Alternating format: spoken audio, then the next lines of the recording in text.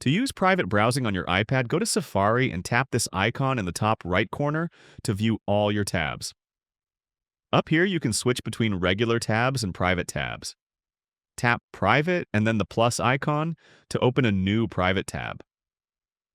Private browsing mode is designed to keep your local device clean from browsing traces.